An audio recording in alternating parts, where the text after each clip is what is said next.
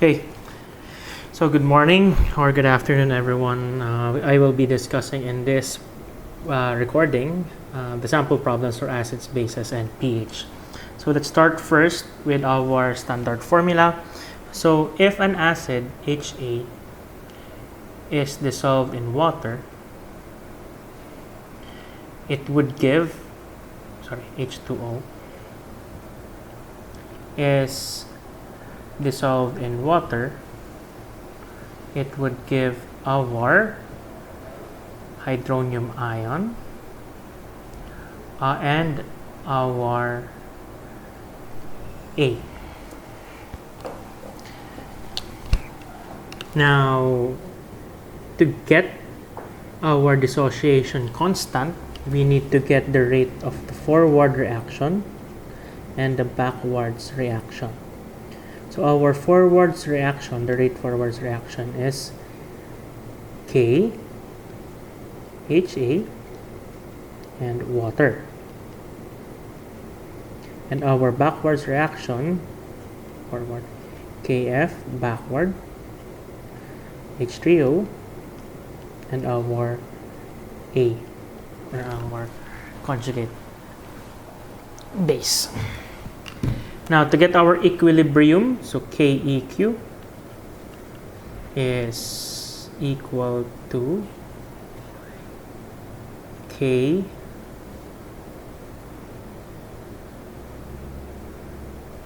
bago yan. So, let's equate each other first. So, at equilibrium, KF equals KR. Going to reverse.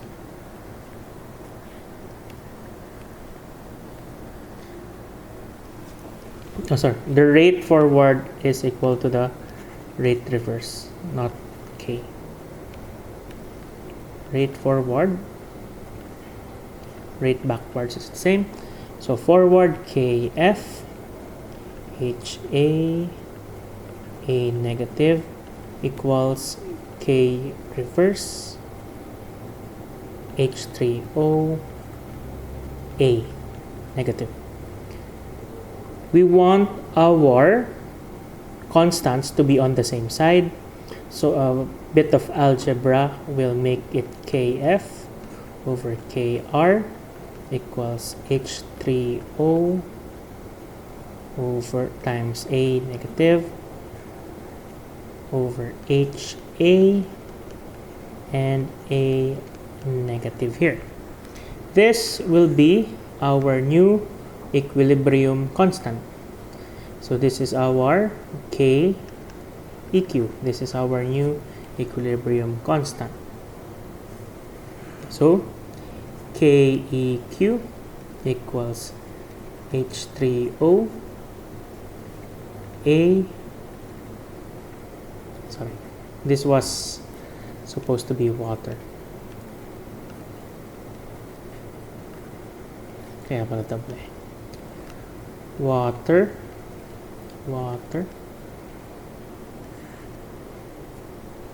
HA, then water.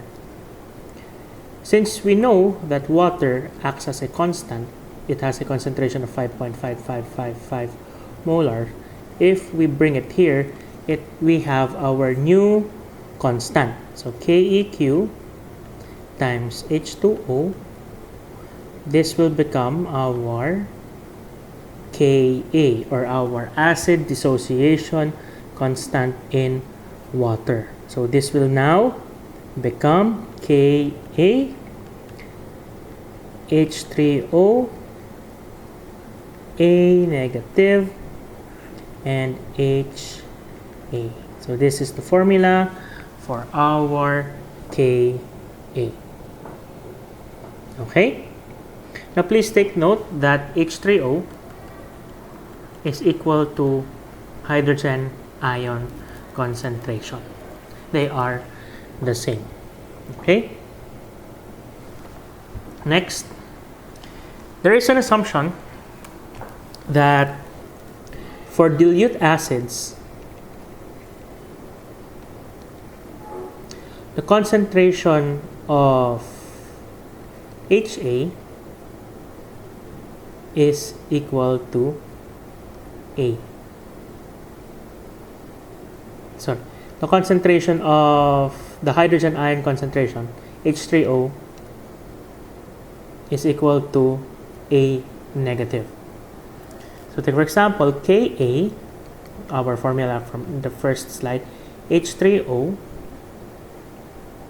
A negative over HA. Since for dilute acids, H3O and A are the same, we can just use this one, H3O, H3O over HA. Why did I mention this? Is because sometimes A negative isn't given.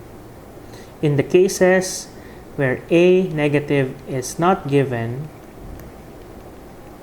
it means that H3O equals A negative. Okay po? So that is our formula. So we have two formulas for Ka. We have this first one, in which everything is given, and this our second one if A negative isn't given. Kindly just adjust your computations to account for the following. Okay, so let's go over the formulas we will be needing. So first we have our pH.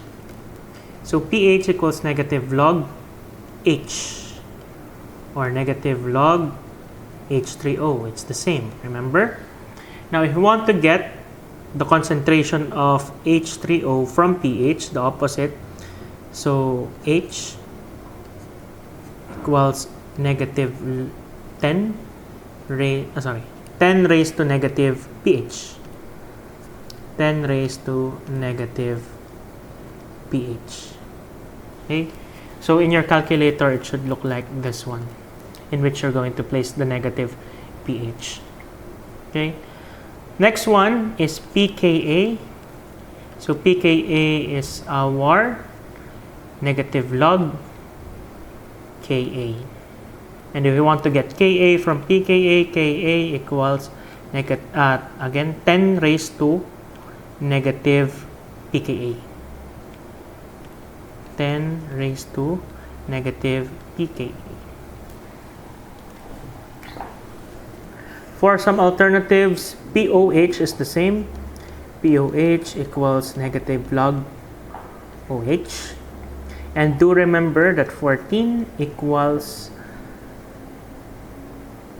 our pH plus our POH. If we want to get log OH, if you want to get OH from POH, 10 raised to negative POH. So those are the formulas that you will be using.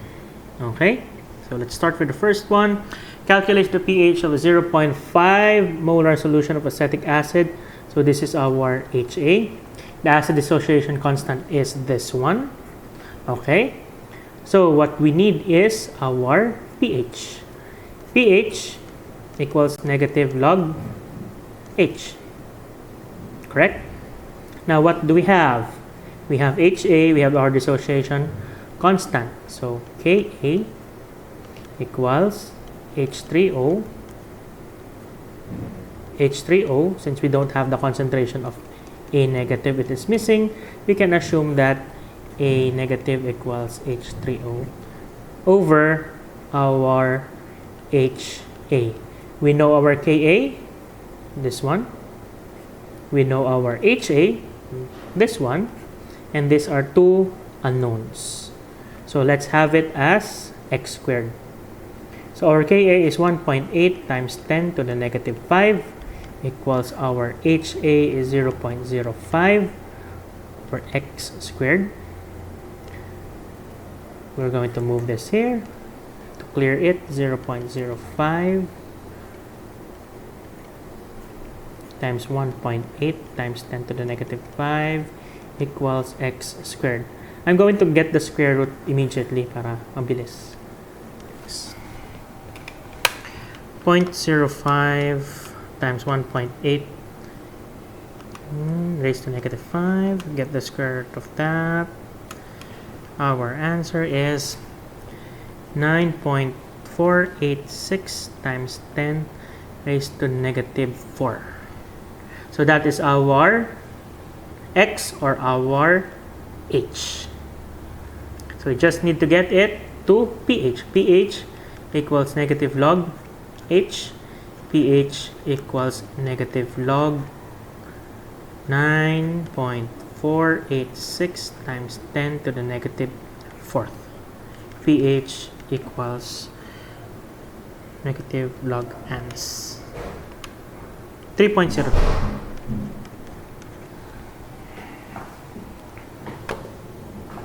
Okay, next question. 10 molar, 0.10 molar solution of a weak acid has a pH of 3. Calculate the acid dissociation constant for our HA. So we have our HA, that is 0.10, and we have our pH, which is 3.0. What we can get from pH, negative log H, is our H value. So our pH is 3.0. Sorry. To get our H, the formula is H equals negative, 10 raised to negative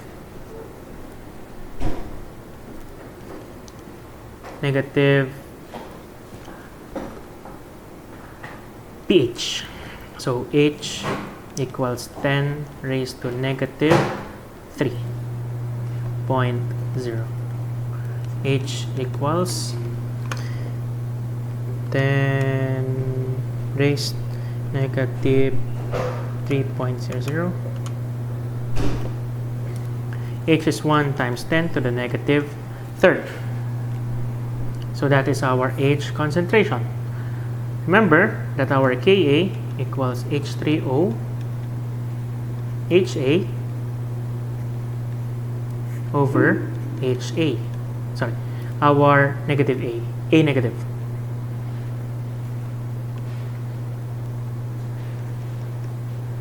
Since these two can be the same, Ka equals 1.0 times 10 to the negative third, 1.0 times 10 to the negative third, all over HA, which is 0.1. Dito po galing yon. So Ka equals 1.0 times 10 to the negative third times 1.0 times 10 to the negative third divided by 0.1. So our dissociation constant is 1.0 times 10 raised to negative 5.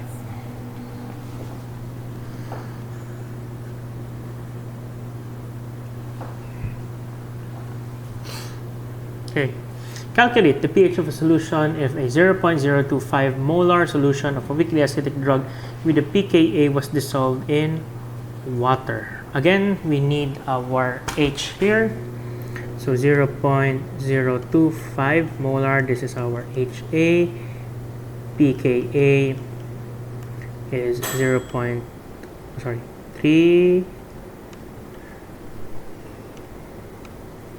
3.44 is our pKa. And yun lang, that is only given. Okay, so remember that if you want pH, we only need H for that. Okay, which can we use? So from pKa, we can get Ka. Yeah, okay. So from pKa, we can get Ka. Ka equals 10 raised to negative pKa. Ka equals 10 raised to negative 3.44. 10 raised to negative 3.44. So that's Ka equals 3.6307 times 10 to the negative 4. Ka equals H3O. Since yeah, we don't have A negative, over HA, which we do have. Okay, so K A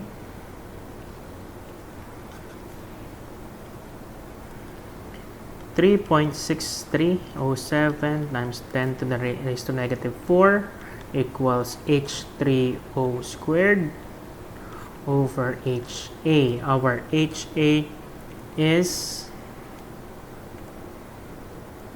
0.025. 0.025. Let's move it here.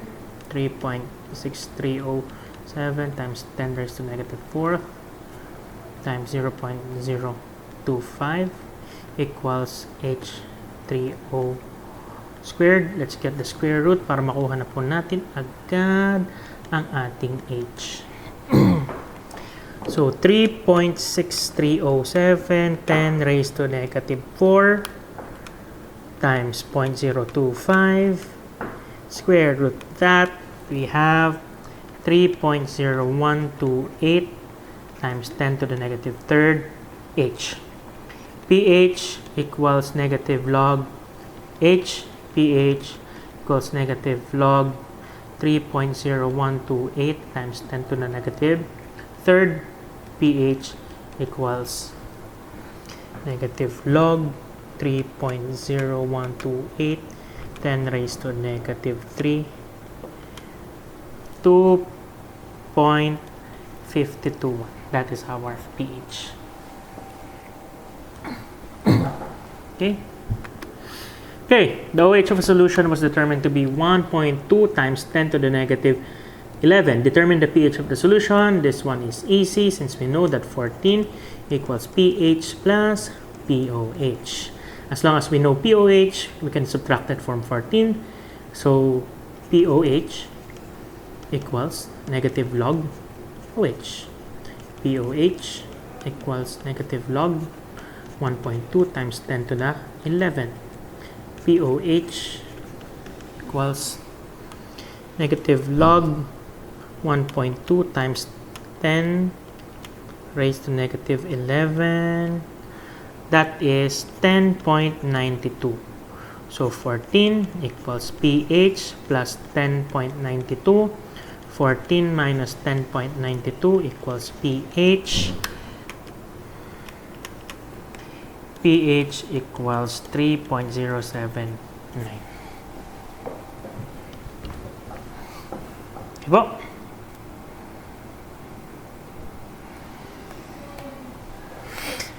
Next, what is the hydronium ion concentration of a 0.01 molar solution of acetic acid? The Ka for acetic acid is 1.8 times 10 to the negative fifth. So again, we're looking for H. We have Ka here, we have Ka. So Ka equals H3O squared over HA. Ka is 1.8 times 10 to the negative 5 x squared. I'm going to make it x squared over HA 0.01. 1.8 times 10 to the negative 5. 0.010 equals x squared. Square root na natin para mabilis. Our H is 1.8 10 raised to negative 5 times 0.010. 1.8 times 10 to the negative 7 molarity. So that is our H concentration. The first disinfectant used was used by Joseph Lister was called carbolic acid. This substance now is known as phenol, pKa. What is the pH of a 0.10 molar solution of phenol? Okay, we have a pKa, we have our HA, we just need to get the pH. Okay, so how do we do it? pKa, Ka muna. So we don't have Ka, we have pKa though. So let's first get Ka. Ka equals 10 raised to negative pKa. Ka equals 10 raised to negative 10.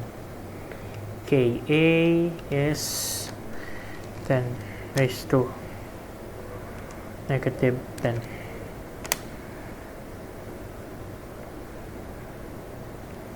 One times 10 to the negative 10. 1 times 10 to the negative 10. Well, yeah. Okay. That is our Ka. So Ka equals h squared over, take note, I am changing things, h squared equals h3o squared. These are the same. H squared over ha. So 1 times 10 to the negative 10th equals h squared over our concentration, which is 0.10. 0.10. 0.10 times 1 times 10 to the negative 10th equals h squared. Let's square root that. So we could get h 0.10 times 1 times 10 raised to negative 10. That is 1 times 10 to the 11th. 1 times 10 to the negative 11. That is our h. All we need is to get the pH. pH equals negative log h. pH equals negative log 1.0 times 10 to the negative 11. pH equals negative log ans 11. Okay. Ano pa? Next, a 0.1 molar solution of a weak acid has a pH of 3. What is the pKa of this acid? Okay. So let's go first get Ka. pKa equals negative log Ka equals 10 raised to negative pKa. So Ka equals 10 raised to negative, baliktad pala. We're trying to get pKa. So we have acid.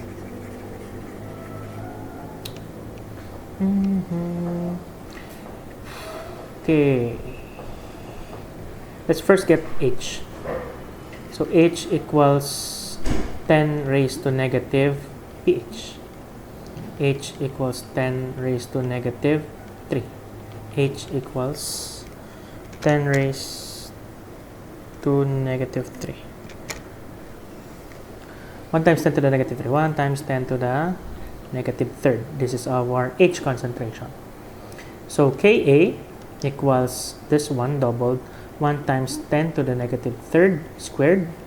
Bakit squared? It's because Ka equals H times H over Ha. Over our Ha, 0.100. Okay, so we have our answer. We just have to square it,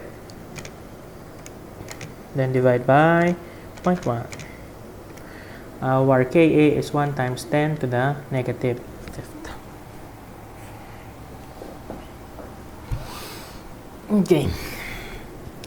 The acidic ingredient in vinegar is acetic acid. The pH of vinegar is around 2.4, and the molar concentration of acetic acid in vinegar is around 0.85. Based on the information, determine the value of the acid ionization constant Ka for our acetic acid.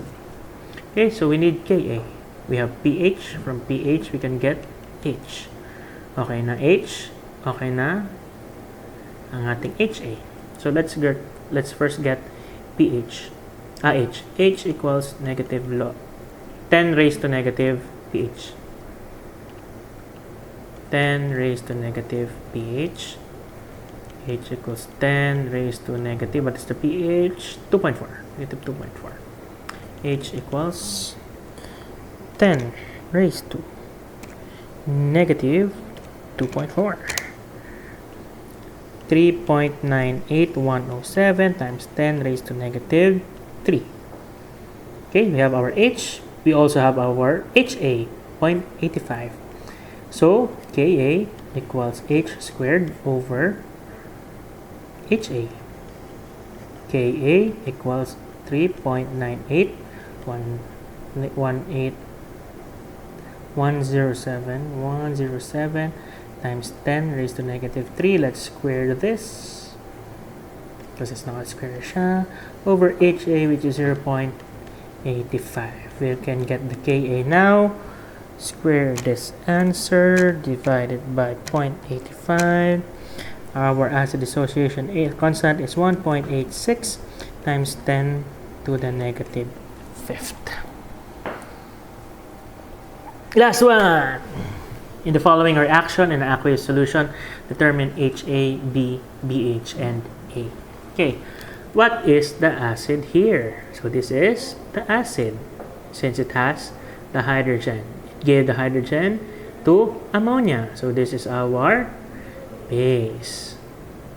So sorry, this is our HA, this is our base.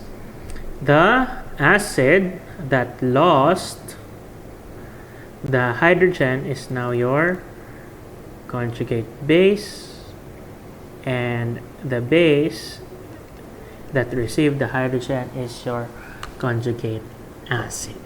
Okay, it's that simple. Okay, thank you for listening. I hope you learned something from the problem sets.